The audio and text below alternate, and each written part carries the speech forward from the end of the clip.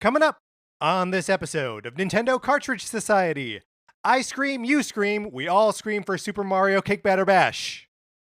It's dangerous to go alone, so the Nintendo Cartridge Society goes with you.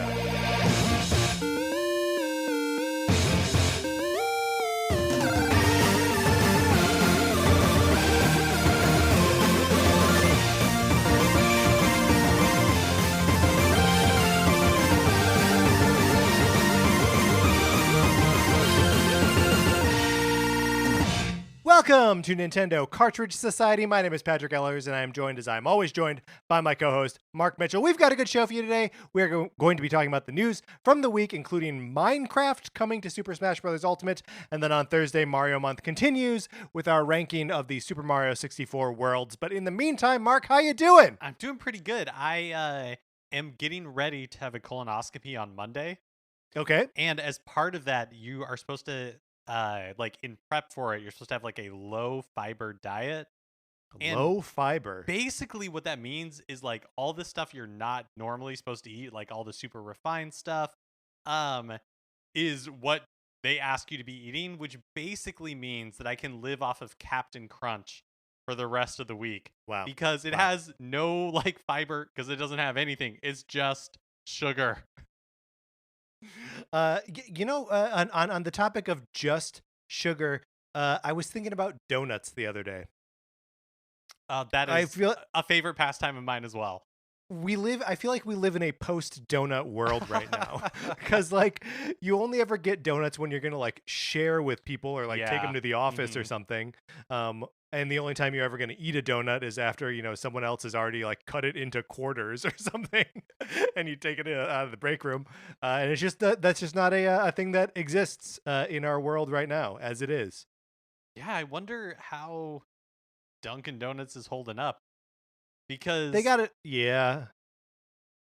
Because I feel like it's a lot of like, like on the way to work and like grabbing and going. I don't know. I mean, I feel like it is still, there are still lots of like physical jobs that are happening. And I feel like that's a good, because they're open early. They got that coffee. I feel like they're probably doing okay.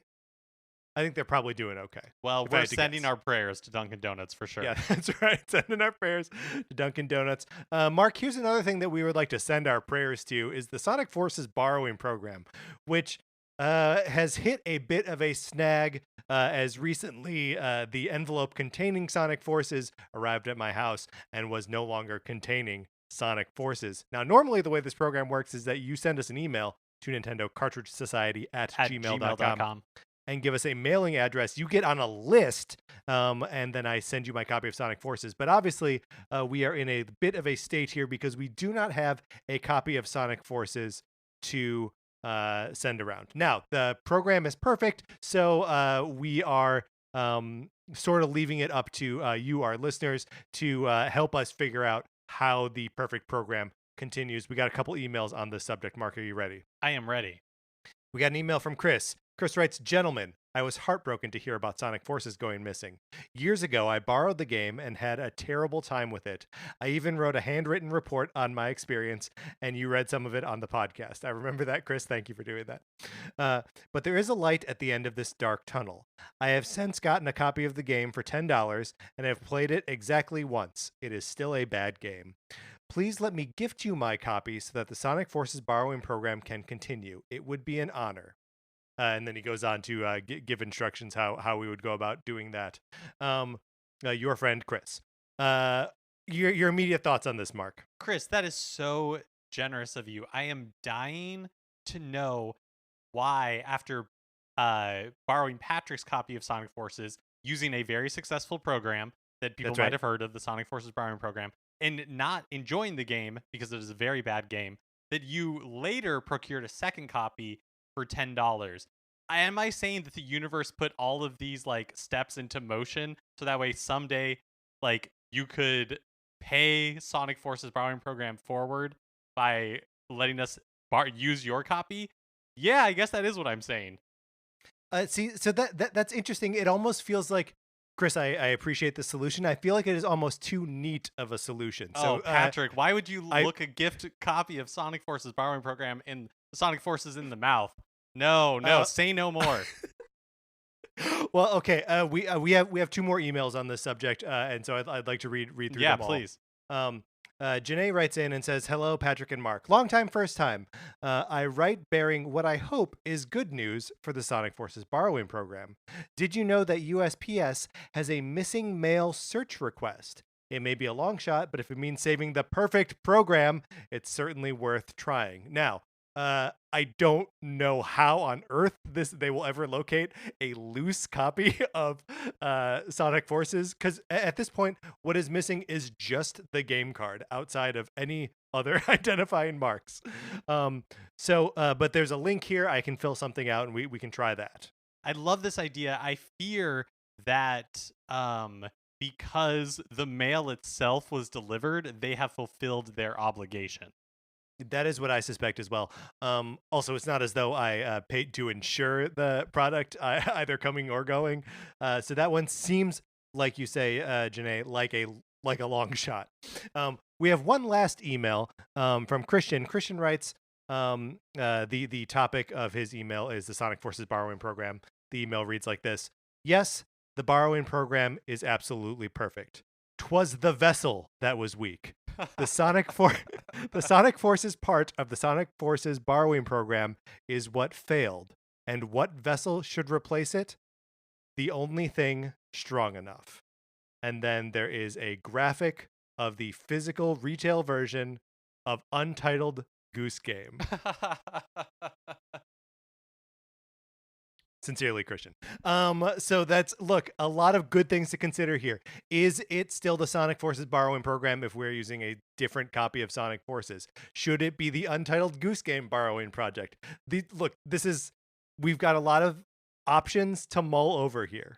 These are all excellent options, though. And really, I think what really strikes me is the strength of the Sonic Forces borrowing program and Yes. how like it really is the glue that holds the show together. And I think in some form or another, it will persist. Yeah, I like all of these suggestions. We will take all of them under advisement and report back with our decision shortly. But in the meantime, we are doing a whole month of Mario programming for our Thursday episodes to celebrate Mario's 35th anniversary. That means at the end of the month, we are doing an episode of all of our favorite Mario memories. But Mark and I, between us, maybe have two memories, and we've probably already talked about them on this show.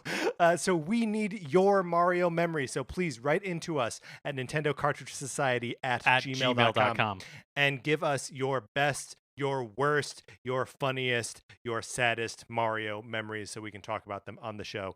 We're going to be doing that episode on October 29th.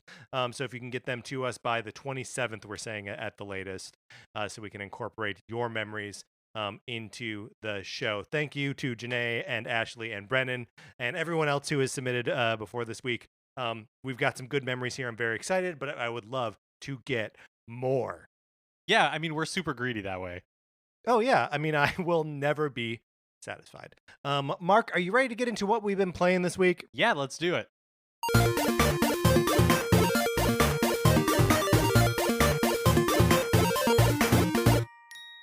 Well, I have yet to beat Hades in the game Hades. I continue to love it. It's super fun.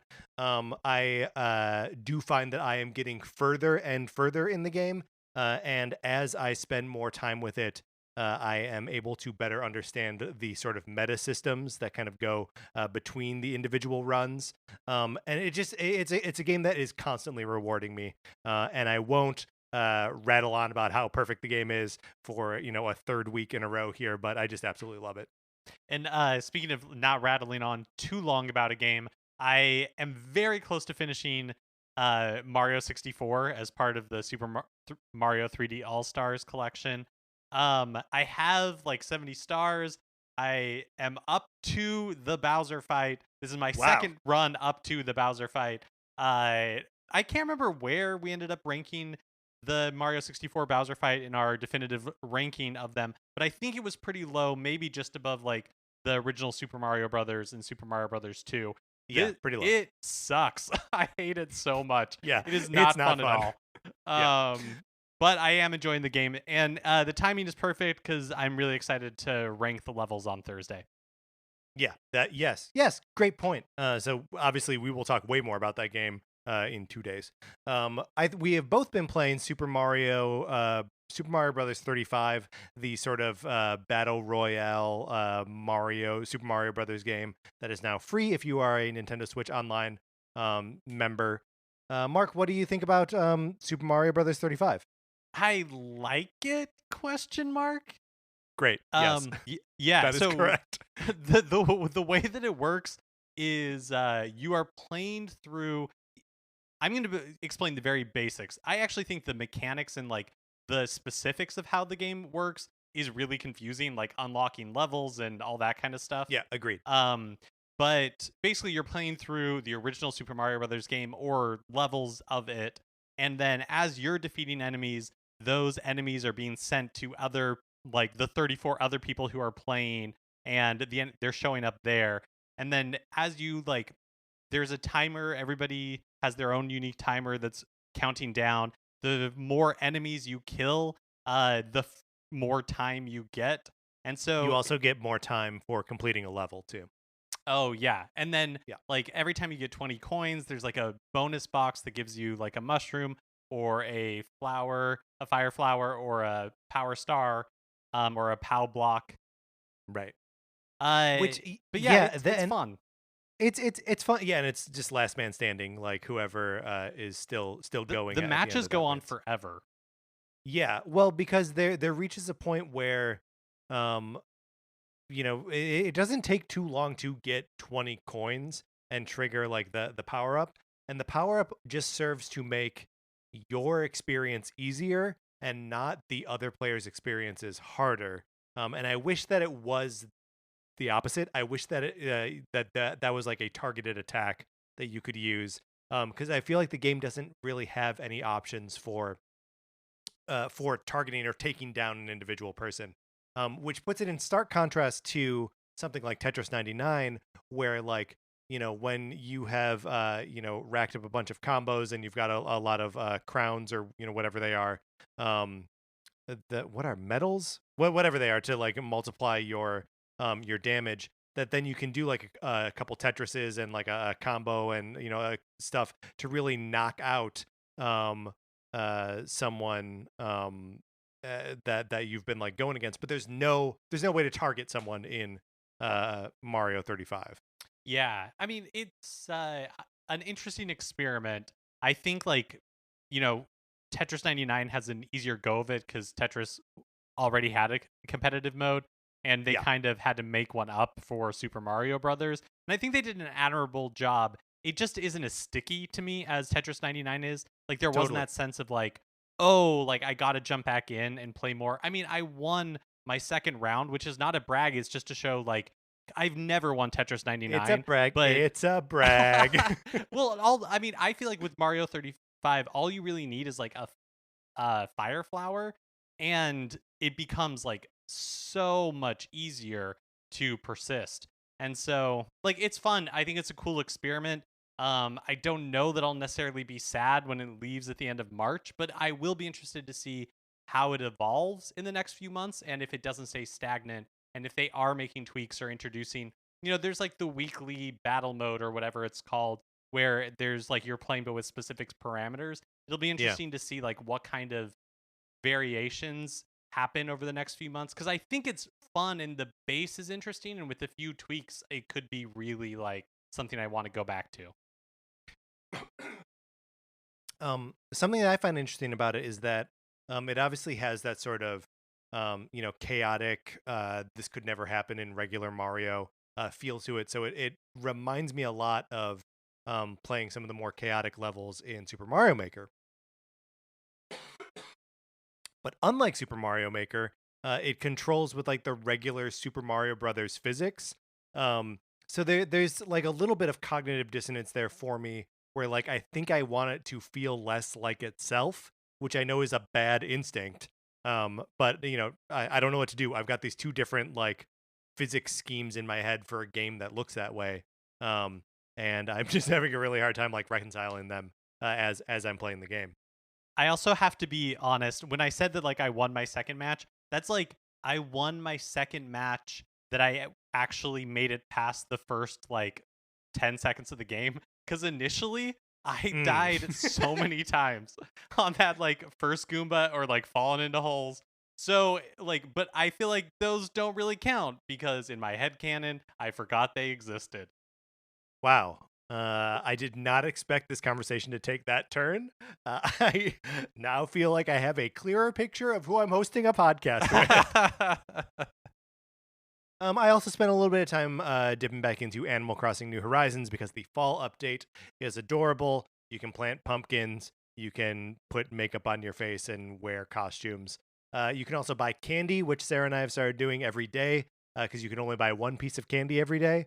And you need it to make it so your neighbors don't trick you on Halloween.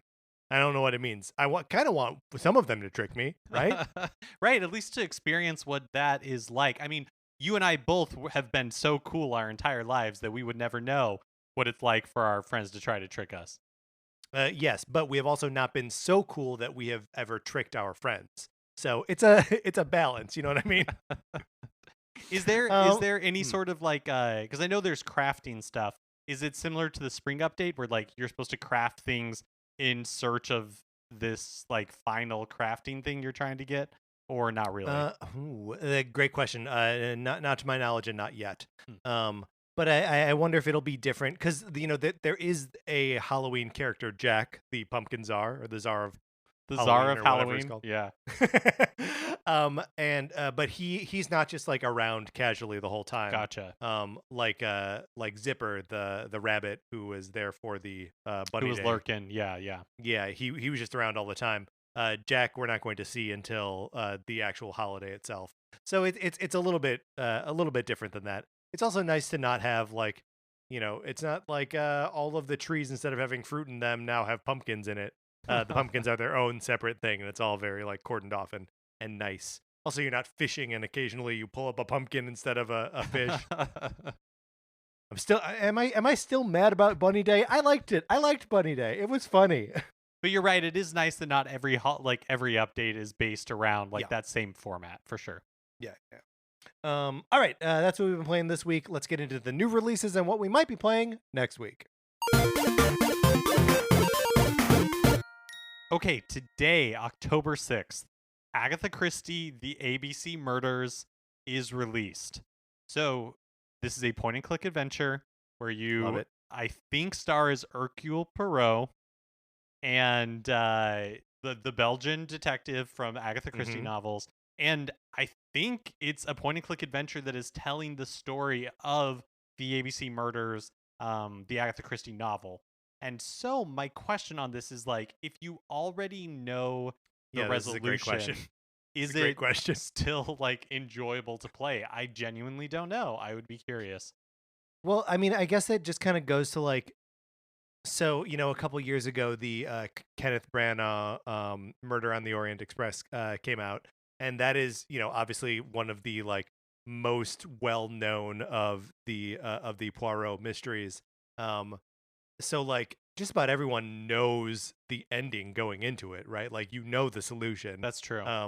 They all killed him together is like, you know, it's like I'm going to say stereotype, but I don't mean that. What do I mean? No, it is. It's like It's a cliche for yeah, yes, yeah. It's like one of those things like the psycho shower scene where even if you haven't yeah. seen the movie, you've probably heard of it or are familiar with it in some form. So the question becomes then, does the movie have no value?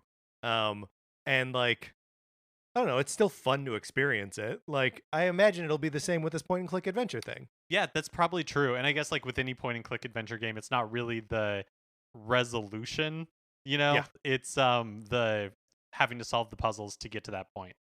Yeah. Did you have an okay time clicking around for 2.5 hours? Yeah, probably. Also to release today is Nickelodeon Kart Racers 2 Grand Prix. Yet another kart racer that is trying to compete with Garfield Kart Racer for the kart racing crown on Switch. And this is not part of the Hello Kitty Cruisers line of games. This is not part of the Hello Kitty Cruisers line of games. We are, of course, here at NCS still hoping and praying every day for a Hello Kitty Cruisers 2. As far as I'm aware, it has not yet been announced, but I'm assuming they're waiting for E3 2021.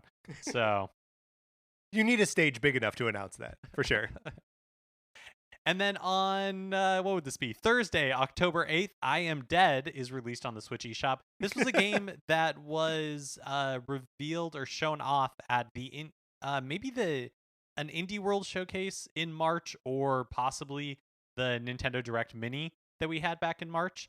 But basically, it's like a very cute looking game. You play as a museum curator on a small island who dies. You're reunited with like the ghost of your dog. And then I think you have to basically like piece together what happened or solve some sort of mystery on the island. It looks really cute. I actually kind of confused it with Spiritfarer for a while, but this is a very like distinct looking thing, and I don't think the game like plays very similar at all. This is one where when it was announced, and we were sort of at the beginning of like the pandemic lockdown situation, and I remember thinking like, "Oh, I Am Dead." Like that is tapping into like these sort of zeitgeist now of how we're all like, "Oh my gosh," and here we are now 6 months later, and it's like, "Oh my god, I know everything is the same." I know. Well, it's really. I know that actually is very depressing. It's interesting that I Am Dead. I don't know, for some reason, like the title, I think it's tongue in cheek, but it doesn't like, to me when I hear that, I'm assuming it's one of those like Death by Daylight type games, or like one of those like survival horror type things. That's what it sounds like to me. Do you know what? Right, but the actual game looks like cute. Yeah, absolutely. Yeah. Do you know what, Patrick? Quick sidebar, because Yes. I forgot to add it to the top of the show notes. But speaking of like, I can't believe we're still in this situation all these months later. Hey guys, it's almost time to vote. So now would be an awesome time to make sure that you're registered to vote. You can go to iwillvote.com to check your registration, make sure everything looks okay. Register if you have not yet. And I've been saying a lot about, because I myself am an old person, I'm like, hey, if you know any young people who have never voted before, take them under your wing, show them how they can do it. But also, hey, young listeners, hey, cool kids, if you have not registered to vote yet and you are eligible to vote, you should register, find someone who can walk you through the process if you have questions. Yeah, and there are a ton of resources that are just a Google search away. Mark, are you using Ballot Tracker to keep track of your ballot and confirm that it is? Because Mark got his ballot yesterday, I got my ballot today, and again, because we are old people, we are now very excited to get right on top of these things and fill them out right away. And I know you're going to drop yours off in a ballot collection box. I'm going to do the same. But then I'm going to like track every single step of it on Ballot Tracker, which is something you can do too. Yes, absolutely. If you live in the state of California, they've partnered with Ballot Tracker, so you can track your ballot. And the other states probably have similar programs, if not the same one. Yeah, because I'm starting to get like a little bit paranoid about like signature matching and all of that. There are a number of things that can go wrong, but just do a little research, make sure you understand what and when and how, and then do it. And then also vote for Joe Biden. So, because as discussed, we're still in this situation and will be for some time. All right, Mark, are you ready to close out the new releases? Yeah, let's do it. Now it is time for a regular segment on our show. It is time for 433. In 1952, American composer John Cage wrote a piece called 433, wherein a performer or group of performers didn't play their instruments for 4 minutes and 33 seconds. For the purposes of this show, our instruments are talking about Nintendo. So, for the duration of one performance of 433, Mark and I will talk about something not at all Nintendo related, thus fulfilling the contract of the piece. We are in October, which means all of our topics must be spooky this month. We are talking about pumpkins and jack-o'-lanterns. Mark, how do you feel about a pumpkin? I love a good pumpkin. I love a good jack-o'-lantern. I have so many fond memories as a kid of like scooping the guts out of a pumpkin. Yeah. Yeah, and like just laying out some newspaper on the kitchen table. Yeah. It's do you ever I feel like one of the things that I miss probably about being a kid, but also about being a kid in a small town in the Midwest, is going to the pumpkin patch in October. I feel like that's not a Southern California thing. Am I wrong? Yeah, I have memories of going to places that had hay and then you would pick out a pumpkin there. Mm-hmm. But like I'm guessing I think the hay was real, but I'm guessing it was hauled in from somewhere else and like in an Sure. Albertsons parking lot or something. But the effect was the same. I still have fond memories of the smell of hay and trying to pick out a pumpkin. Yeah, there was a place in outside of Appleton, Wisconsin, that I believe it was called the Happy Farmers. Shout out to the Happy Farmer, um, where they had like a petting zoo and pumpkin patch, and like you said, hay bales everywhere that you're supposed to sit on. And like that's their seating for like the restaurant or whatever, and having like a hot apple cider and it's cold outside. Ooh man, that's a nice time. You know how in movies, if people have to like sleep in a barn, they cover themselves with hay, and I guess that is an okay alternative, but it seems grossly uncomfortable. Yeah, because you're gonna get like poked by that stuff. Some friends and I last week were discussing the origin of the phrase "a roll in the hay," and I don't know.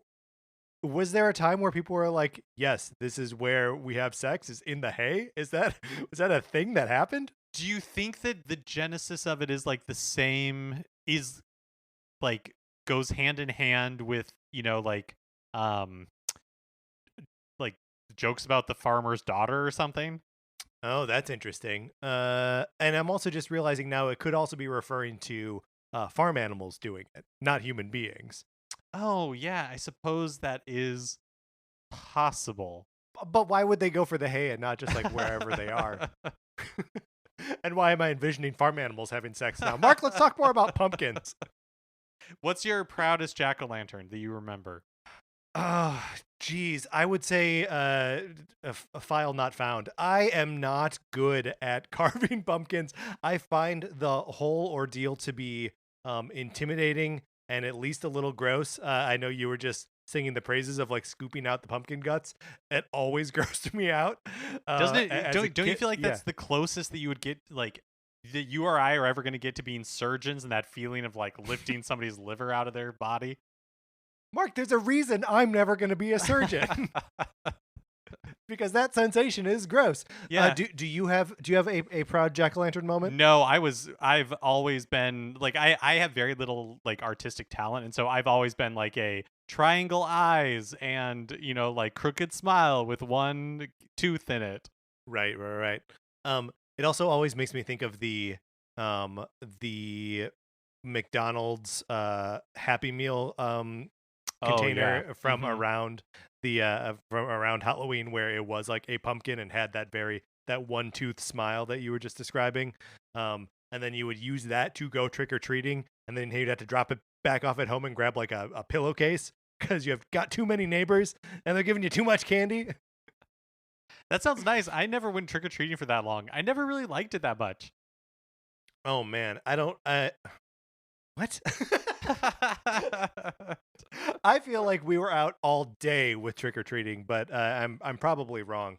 When is the last time you carved a pumpkin? Oh, I did it a couple of years ago with some friends. We did pumpkin carving, which was pretty fun. Every year I talk a big game about having me and my husband do one because he's never carved a jack-o'-lantern before, Oh but man. I've never followed through. So maybe this is the year. Oh yeah, I mean, why not? This is the year when we're all like looking for activities that we can do quietly in our own homes. So like instead of putting together a Labo or a puzzle or something, like carve a pumpkin. Yeah, that's a great idea. Why isn't there a Labo pumpkin? Like a Labo jack o' lantern? If more people had bought Labo VR, that's what we would be doing right now.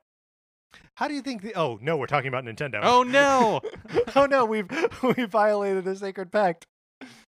Have you ever tried to do one of those like stencils to like really do a complicated pumpkin, like No. a cat on a fence or something? No. I why set myself up for failure that way, you know what I mean? It's a really I guess enthusiastic crowd. Yeah, so we may have not used this recording before. It's from 2018. We are accompanied today by the Randolph College Chamber Orchestra with soloist William Parrish Jr. So maybe a new recording of that, which is novel.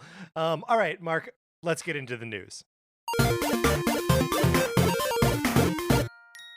Last Thursday, Nintendo released a video revealing that the latest DLC character for Super Smash Bros. Ultimate is Alex from Minecraft. It's a crossover event with Minecraft. Slash Steve. Yes. That was the big one, right? Steve from Minecraft. I think I'm tipping my hand here a little bit by saying that I don't really know anything about Minecraft. But this looked fun. This looked cool. It's kind of really exciting, or really interesting, if nothing else, that Minecraft has made its way to Smash Brothers. Yeah, so this was revealed in a video on Thursday morning and then sort of blown out in a bigger video on Saturday morning, which to me that's a weird cadence, and I wonder if this, like everything that we're seeing out of Nintendo was originally part of a direct of some kind. But yeah, so there was a couple days between seeing that Steve slash Alex slash a zombie slash Enderman were all playable characters and sort of getting it all blown out. Mark, do you want to go through all of the things that Sakurai revealed about the character and how they play in that longer video? Yeah, sure. Do you want to lead it, or do you want me to? I can go through it. Not that I'm any more versed in Minecraft than you are. So sorry, everyone. Sorry, everyone. Sorry. So yes, it appears it's just one character with very distinct alternate costumes. So the first three costumes are Steve from Minecraft. The second three costumes are Alex, and then the seventh is a zombie, and the eighth is Enderman. And Enderman has like different physical attributes. He's got like narrower arms and legs and stuff. But they all control and are exactly the same. But I imagine that it says that their name is. I guess it's just like the Koopa Kids, right? Yeah, probably. Which again, just as they're adding a character to this game, they're adding what look like four characters. It's incredible. So this is available on the 13th, October 13th, for $6 or as part of Fighters Pass Volume 2. Some notes about the character: he cannot jump very well. So even like the sort of like lower platforms he can't get up to with a single jump.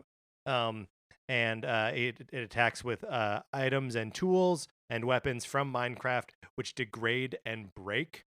Which means that one of the big parts of Minecraft, which is getting resources, mining resources, and then making stuff, is part of this character's gameplay mechanic. You have to mine for materials. So every surface in every level in Smash Bros. Ultimate has been mapped with like what materials are there. So like you're on top of the Gray Fox, you're going to be mining mostly iron. You're in like the Donkey Kong like jungle japes, and you're going to be mining wood or whatever.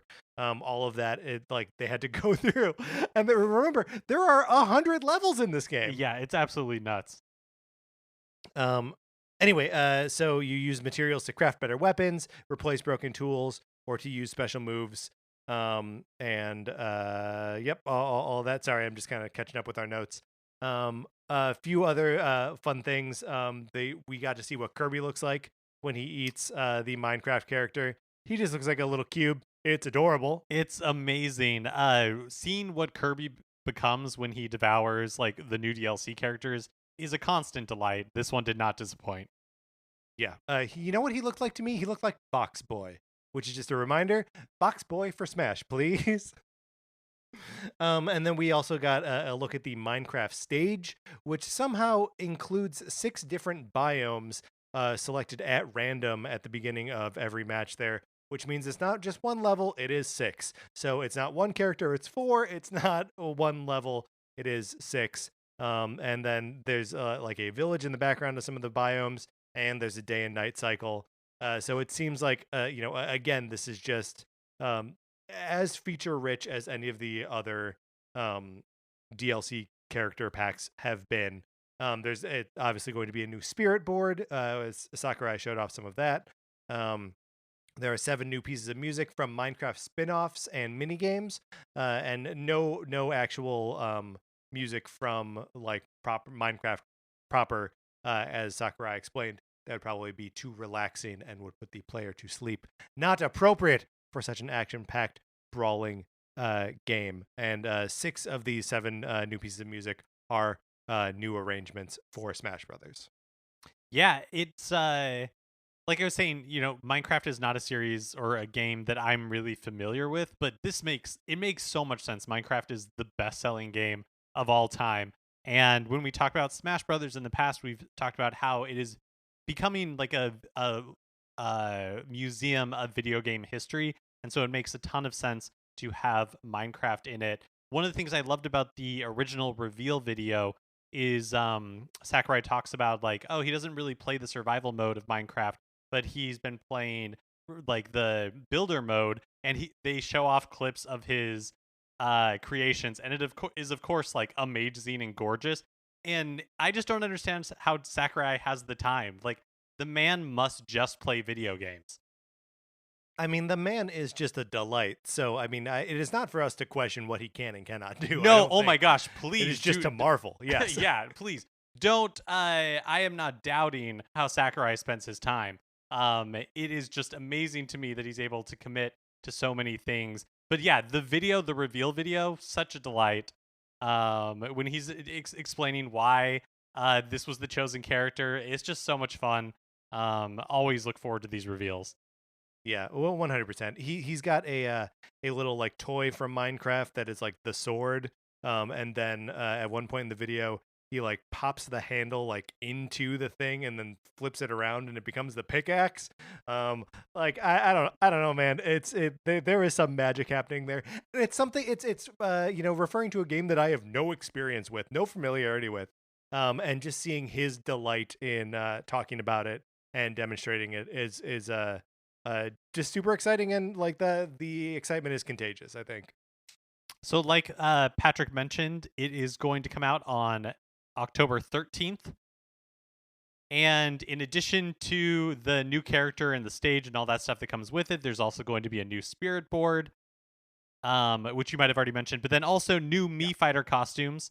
From Minecraft, there's going to be the Creeper and the Pig, which are both brawler costumes, and then Diamond Armor, which is for the Sword Fighter.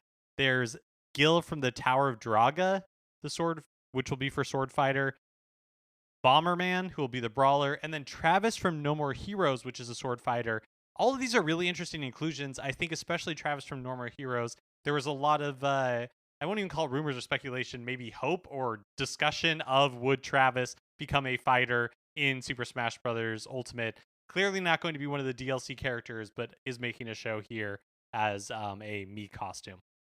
Yeah, I mean, and it follows sort of in the Bomberman is like another example of this too, where it's like, oh yeah, these are like gaming icons that like should be a part of this lineup, and it's interesting that Nintendo perhaps seeing the end of the tunnel here with we've only got 4 more DLC characters to go, being like, oh yeah, we just got to start cramming other references in here wherever we can. Yeah, Tower of Draga is like another example of like a classic video game that is now being mentioned in Smash Brothers. I just love that aspect of Smash Brothers. That is something where they're just like, and this from video game history, and this from video game history, and this from, oh nope, it's Waluigi, get out of here. No Waluigi. He's in there as like an assist trophy or something. I think he is, yeah. New amiibo were shown off. We are finally seeing the Banjo-Kazooie amiibo, the Byleth amiibo, and Terry Bogard coming out fall 2021. So talk about a lead time. Yeah, yeah. 1 full year. And we just saw Joker and Hero from Persona 5 and Dragon Quest 11 just came out last week. So, they're obviously spacing these releases out pretty far. Sakurai pointed out that it is interesting and kind of a fun quirk that Nintendo is responsible for making this like 3D figure of Banjo-Kazooie. that's just a fun little quirk of history and like something that's happening now. And it will be a different fun little quirk of history when they have to do it for Steve for Minecraft. Um, yeah, I mean that's all very neat, and I think it's cool that Microsoft is playing as well with Nintendo and offering so much seemingly to to Smash Brothers, like with the Cuphead fighter costume, Banjo Kazooie, and now this. It's a lot. Yeah, and it is fun to see that collaboration. Yeah. There was also a Pokemon Direct last week detailing the second Pokemon Sword and Shield DLC, the Crown Tundra. So it'll be including newly discovered Pokemon, the Galarian Slowking, and Gigantamax Melmetal. Dynamax Adventures, where you can team up with 3 other trainers to explore a Pokemon den with rental Pokemon, so you won't be taking your own party. Max Raid battles versus Dynamax Pokemon. This one actually that's interesting to me. Not again, I've been off of Pokemon Sword and Shield for kind of a while, but this the idea of picking up like using rental Pokemon that aren't yours seems like a nice like way to just sort of drop in and do something a little bit more casual in Pokemon that you could still do in a cooperative way, which is actually super appealing to me, someone who has no interest in like the competitive side of Yeah. Pokemon or like the meta game. That this seems pretty cool. Also, all the legendary Pokemon will appear in Crown Tundra, although some of them are going to be exclusive to Sword and some of them are going to be exclusive to Shield, so you'll still have to like figure out a way to trade them or get both versions of the game. It's always got to be a struggle to catch them all, right? There's also 8 different special event Pikachus. Passwords will appear in various places like Pokemon's Twitter, Trainers Club email, the video that they showed off. And they're all like Pikachu with different hats, seemingly, but it's cute. Yeah.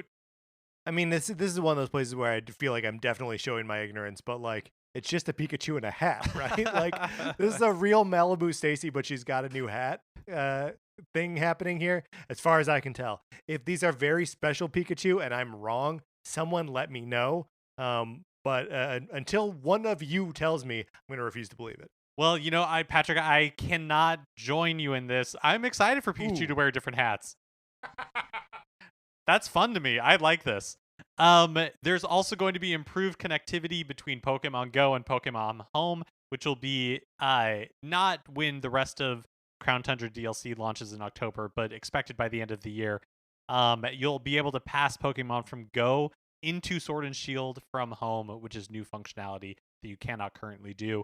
The Crown Tundra DLC is releasing October 22nd, which is sooner than I was expecting that it would be. I was thinking maybe it would be like an early December release to give Nintendo something every month. But they clearly don't feel like they need it. So this is coming really soon. Which, of course, means that December now is wide open. So let's get our hopes back up high again. Breath of the Wild 2 or Metroid Prime 4 confirmed for December. We mentioned 2023. Yeah, that's right.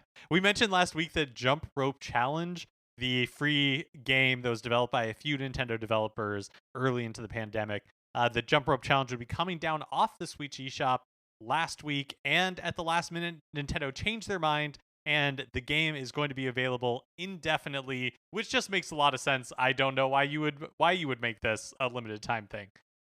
It doesn't make any sense. I'm glad it's still there. I never went in to put the bunny in other costumes. Now I can continue to not do it.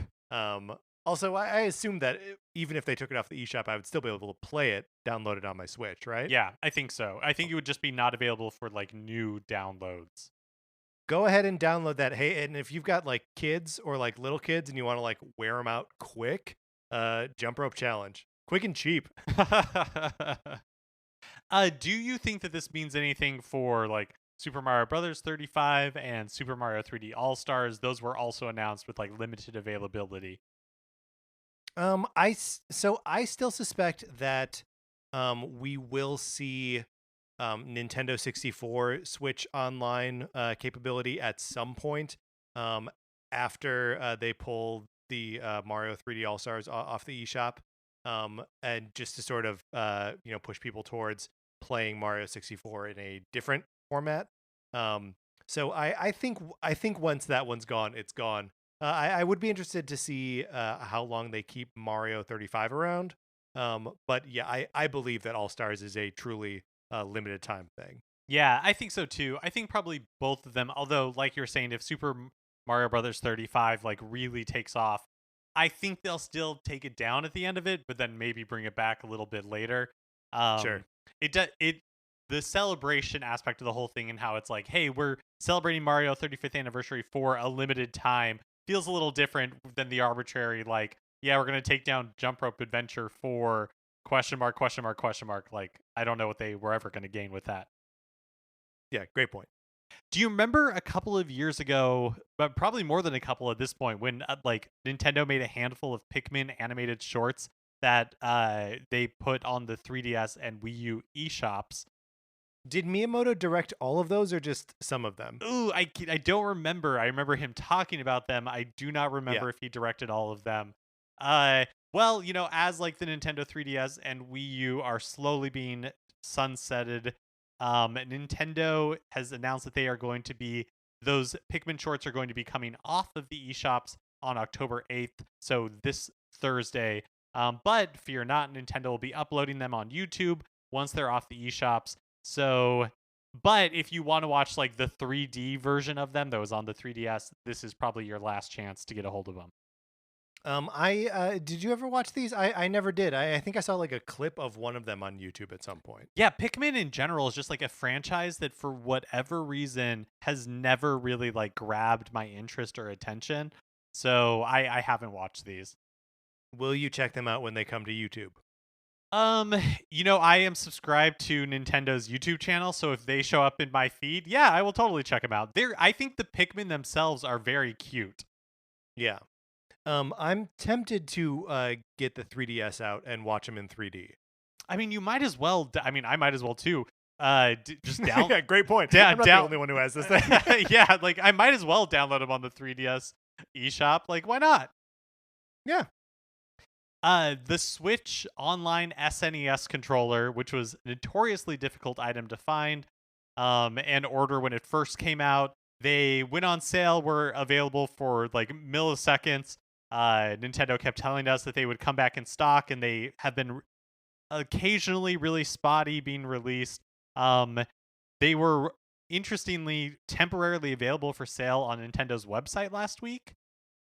It's way out of stock again by this point, but it's it's just interesting that like they are continue to pop up with a handful of them here and there. It's the kind of thing that makes me wish that they would just like build up a like solid stock of them. Yeah. And I guess like why make more than you know you're gonna sell, but like you're gonna sell more than Yeah. than not enough you're currently making. Which of course is sort of just steering me back to the sort of common frustration with Nintendo, especially about things that they are doing specifically on their website. But like I'm still sort of mad I didn't get those pins. I was really plugged into the Super Mario 35th anniversary missions on the website, and was like, I'm gonna get these enamel pins.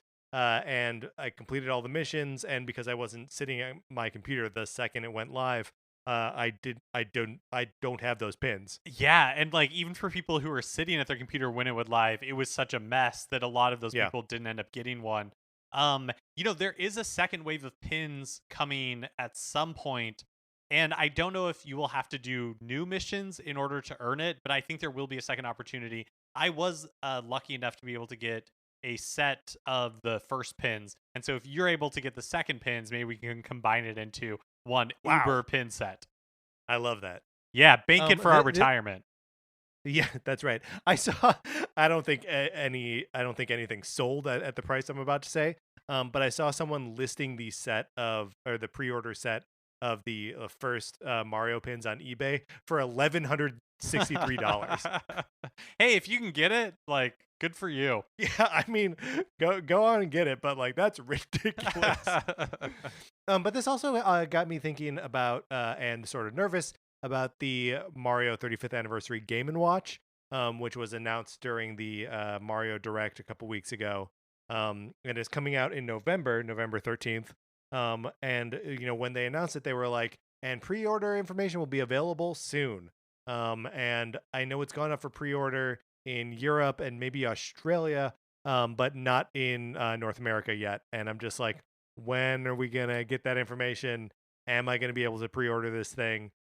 It's not even a thing that I need or I'm really going to derive that much joy from, but I need it. So Yeah, it's been basically a month since it was announced. It's a month away. I think every territory except for the United States has had it, because Japan also has been taking yeah. pre-orders for it. I am hoping for you that pre-orders do become available, because I have a feeling that if it's like when it's actually released, that getting one will be exceedingly difficult. Yeah, I think it's going to be hyper limited quantities. For the past couple of weeks, I feel like we've been talking about physical My Nintendo rewards, like physical merchandise that you can redeem coins to get. It was a long time coming in the US, and when we finally started to see some trickle in, like the Splatoon 2 set of postcards, and some Xenoblade Chronicles Definitive Edition merchandise, I wasn't sure if it was going to last, but Nintendo has been doing, at least recently, a consistent job of introducing new items to the store. You can enter. There is some Animal Crossing New Horizons physical stuff. And you can also enter an Animal Crossing's New Horizons fall sweepstakes, which gives you a chance to win an Animal Crossing New Horizons guidebook, New Horizons wired Power A controller, and a Power A Switch Lite case, a set of pins from Penny Arcade, or a white button-down shirt. Which is those are all like fun prizes that you can win from the sweepstakes. It only takes 10 platinum coins to enter, and you can enter up to 3 times. So you have those if you have a My Nintendo account, you have those by accident. So just get in there and sign up for the sweepstakes. It takes virtually no time, and maybe you'll win something fun. I signed up for this afternoon. So And then there's also like items that you can order. An Isabelle or Tom Nook keychain, shopping bags featuring the Nook family or the Dodo Airlines logo, and then a leaf bandana that you can use to wipe sweat from your brow after a long day of pumpkin carving. So the leaf bandana is pretty cute, but I only had enough platinum points to get one of these. Mark, can you guess what I decided to spend my coins on? Did you get the Nook family shopping bag? I got the Nook family shopping bag. I love that one. It's I think it's the best one. It got Tom Nook, Timmy, and Tommy. It's like a nice blue color. I'm very excited to add that to our fleet of shopping bags. When I looked, there's a Tom Nook keychain, which is really cute, but when I looked, was like long gone. So I suspect that that's sold out. But yeah, I enjoy continuing to see them add new physical items to the My Nintendo shop where you can redeem points to earn this stuff. Oh, and then yeah, me too. And then also, you can get $1 off Super Mario ice cream products at Cold Stone Creamery, including Mario's Superstar Shake, Mario's Super Birthday Blast, and Rainbow Road Rally, which is like an awesome, what would you say, 4-layer ice cream cake that has these like Mario and Luigi figurines on top. Super fun. Yeah, and like they're driving. They're in Mario Karts, right? And they're like driving on a road made up of like I didn't even rainbow notice that sprinkles. it's a rainbow road. Yeah. No, this looks amazing. And is there was a moment we were exchanging texts earlier today where Mark speculated that in a different world we would be doing a taste test of all 3 of these items for the show or just for fun. Cold Stone's not my favorite ice creamery, but man, that Rainbow Road Bash cake looks great. And finally, a new Lego Super Mario expansion set has been announced. Toad's Special Hideaway. I love the name. I don't know what makes it special, but it is. Or what makes it a hideaway? Like it's just like a Toad house. Why is this a hideaway? That's true. I guess it's his refuge from the world. Maybe normally he lives in like a studio apartment in New Donk City. Yeah. but then he occasionally has the opportunity to get out into the country. So Toad's Special Hideaway, Lego Super Mario can interact with the Toad or with the question block. It's only $20. Lego Toad looks real dumb in the best way possible. Agree. Kind of the whole thing looks super dumb in the best way possible. And just following in like the theme of Lego Super Mario, where I'm like, is this at all like playing Mario? Like, is this Mario? Like, it doesn't feel like it is. I kind of like this one better than like the huge like Mega Super Mario set. I think there's something like about the silliness of it, and that I find really appealing. Like, I cannot get over how stupid Toad looks. Yeah, and also his secret hideaway also looks weird. It's just a big purple mushroom. That's with odd. a single dot in the middle. Yeah. Yeah, and a smokestack, of course, because a chimney, because it's got to be cozy in there. All right, Mark, let's close out the news. That is going to do it for this episode of Nintendo Cartridge Society. Remember, please rate, review, and subscribe on Apple Podcasts. If you like the episode, you can also share it on Facebook or Twitter or wherever you share stuff. We like it when you pass us around. You can follow us on Twitter. I'm at Patrick_Ellers. Mark is at MKE Mitchell, and the show is at Nin Cart Society. We also have a Facebook page, which is just Nintendo Cartridge Society. Olivia Duncan made our logo. Our theme music is provided by 8-Bit Betty. You can get more of his music by going to 8bitbetty.com or by listening right now. For my co-host, Mark Mitchell, this is Patrick Eller saying welcome to our secret hideaway, and thanks for listening.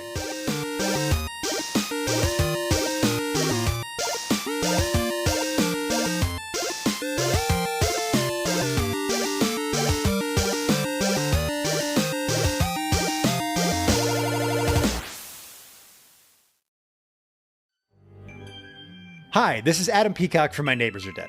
For the full month of October, My Neighbors Are Dead is going all in on the Friday the 13th series. And the best part is, we're upping our episodes to twice per week as we talk to all kinds of crazy characters from the world of Camp Crystal Lake, played by tons of amazing guests. 2 episodes per week, all month long. Join us for My Neighbors Are Dead on Apple Podcasts or wherever you get your podcasts.